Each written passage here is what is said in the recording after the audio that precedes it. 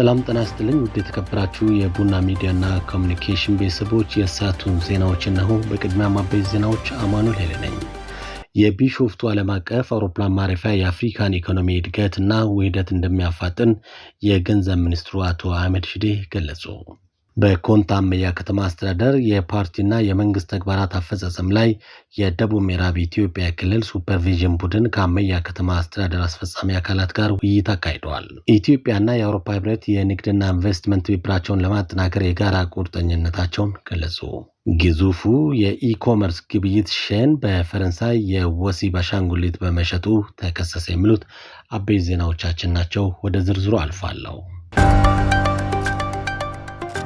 የቢሾፍቱ ዓለም አቀፍ አውሮፕላን ማረፊያ የአፍሪካን ኢኮኖሚ እድገት እና ውህደት እንደሚያፋጥን የገንዘብ ሚኒስትሩ አቶ አህመድ ሺዴ ገለጹ።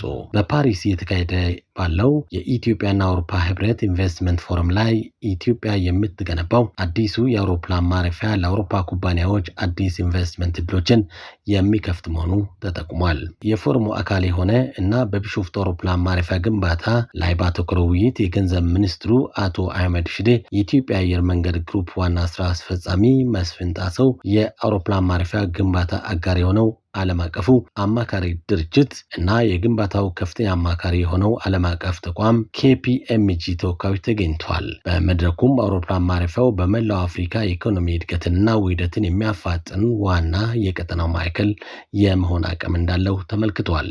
የገንዘብ ሚኒስትሩ አህመድ ሺዴ የቢሾፍቱ ዓለም አቀፍ አውሮፕላን ማረፊያው ለእድገት ለብልጽግናና ለዓለም አቀፍ ግንኙነት ስትራቴጂካዊ ጠቀሜታ እንዳለው ተናግረዋል። ኢትዮጵያና የአውሮፓ ህብረት የንግድ ኢንቨስትመንትና የኢኮኖሚ ትብብራቸውን ለማጎልበት እንደሚሰሩ አስታወቁ።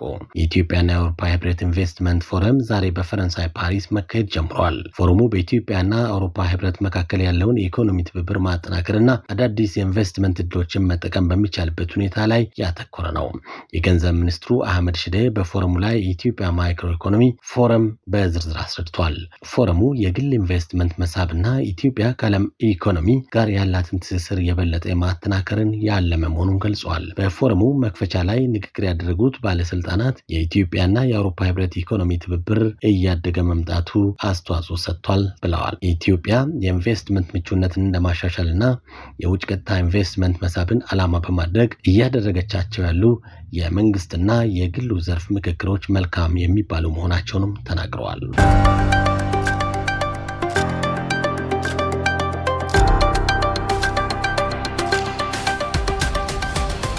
በኮንታ አመያ ከተማ አስተዳደር የፓርቲና የመንግስት ተግባራት አፈጻጸም ላይ የደቡብ ምዕራብ ኢትዮጵያ ክልል ሱፐርቪዥን ቡድን ከአመያ ከተማ አስተዳደር አስፈጻሚ አካላት ጋር ውይይት አድርጓል። ሁሉም አመራር ተግባራት ላይ ትኩረት በመስጠት የታዩ ድክመቶችን በማረምና ጠንካራ ጎኖችን በማስቀጠል ተልዕኮውን በተገቢ መንገድ መወጣት እንዳለበት ጠቁሟል። የክልሉ የብልጽግና ፓርቲ የድጋፍና ሱፐርቪዥን ቡድን ወይዘሮ ጽዮን ታዬ እንዳሉት ፓርቲና በመንግስት የተቀመጡ ግቦችን ከዳር ለማድረስ ውጤታማነትን በላቀ ደረጃ ለማረጋገጥ ድጋፋዊ የሱፐርቪዥን ስራዎች ሚናቸው የጎላ መሆኑን ተናግረዋል። የፓርቲና የመንግስት ስራዎችን በተቀናጀና በተናበበ መልኩ አመራሩ ተግባራትን በቁርጠኝነት ማስፈጸም ይገባል ያሉት ወይዘሮ ጽዮን ታዬ እስካሁን የተመዘገቡ ስኬቶችን ለማስቀጠልና ጉድለቶችን ለይቶ ለቀጣይ ተግባራት ስኬት መፍትሄ ማበጀት የሚልከታው ዓላማ እንደሆነም አስታውቋል። የአመያ ከተማ አስተዳደር ከንቲባ ክቡር አቶ ተመስገን ደጀኔ በኢኮኖሚ በማህበራዊና በፖለቲካዊ እንዲሁም የልማትና የመልካም አስተዳደር ችግሮችን በመፍታት የህዝቡን ተጠቃሚነት ለማረጋገጥ የከተማው መንግስትና ፓርቲው በልዩ ትኩረት እየሰራ መሆኑን ተናግሯል። ዘገባው የአመያ ከተማ አስተዳደር መንግስት ኮሙኒኬሽን ጉዳዮች ጽህፈት ቤት ነው።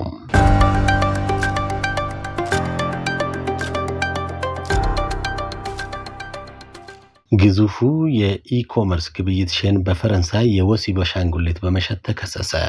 የፈረንሳዩ የሸማቾች ጥበቃ ፈጣኑ የጊሸን ግዙፉ የኢኮመርስ ገበያ ሼን በድረገጹ ላይ ህፃን መልሶ የወሲብ አሻንጉሊቶችን መገበያየቱን ለባለስልጣናቱ ሪፖርት አድርጓል።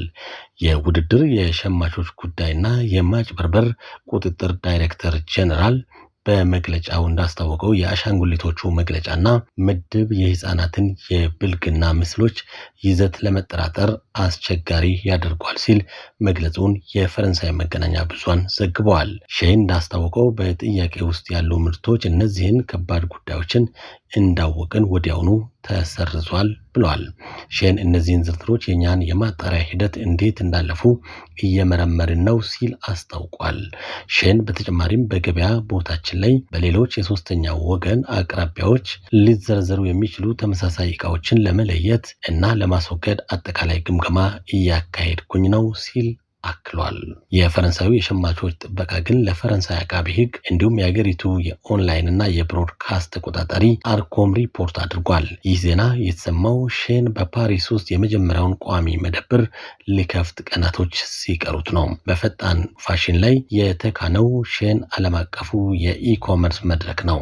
ኩባንያው በዋነኝነት የሚያተኩረው በሴቶች ልብሶች ላይ ቢሆንም የልጆች አልባሳት፣ መለዋወጫዎች፣ መዋቢያዎች፣ ጫማዎችንም ያገበያያል። በቻይና ቤጂንግ በጥቅምት 2008 የተመሰረተው ሼን እንደ አውሮፓውያን አቆጣጠር በ2022 የዓለም ትልቁ የፋሽን ምርቶች ቸርቻሪ ለመባል በቅቷል። የኩባንያው በአሁኑ ጊዜ ዋና መስሪያ ቤቱን በሲንጋፖር ማድረጉ ተዘግቧል።